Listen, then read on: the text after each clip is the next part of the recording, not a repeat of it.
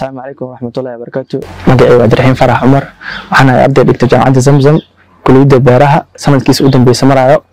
وحنا أساسي أنا أصحاب كمدة وحنا أساسني شركة روكن باصلة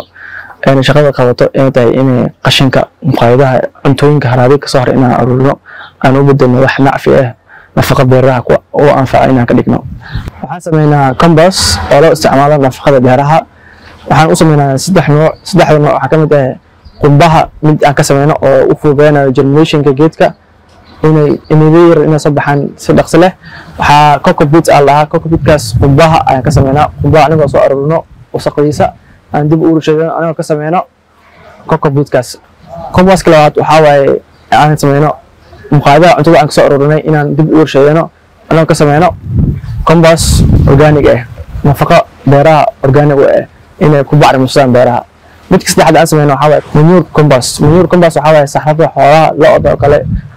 digada kale inaan dib u soo aruurino aan u bedelno wax nafaqo leh iyo beeraleyda u isticmaalaan nafaqo organic compost sawaan ugu kalifay inaan shirkadan asaasno waxa kamid ah markaan aragnay dhibaatooyinka ka jira suuq qudaarta iyo kale banaanka lagu soo daawanayo kale markii ballaan kale iyo muqaadada wadada ku soo daawanayo qashinka iyo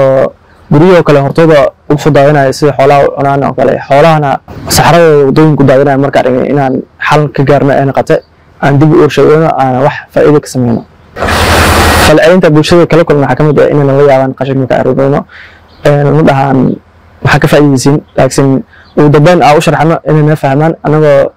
deegaanka ilaalinayno aan bacriminta beeraha u soo sameynayno waxa maalgelin keenay shirkadda Iris oo naga caawisay bilowga horumarinta shirkaddeena